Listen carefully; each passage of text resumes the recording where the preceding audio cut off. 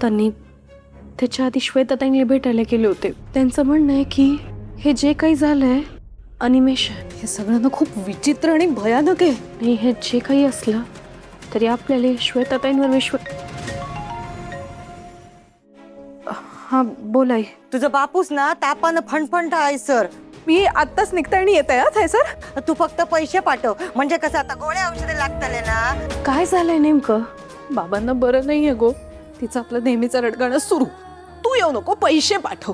सांग ना माका वल्लरी, मी कुठून आणि कसे पाठवू पैसे? मी तुला म्हणाले होते मी तुला पैसे देईन आणि मी ते देणार आहे. ठीक आहे, मी आत्ता लगेच करते.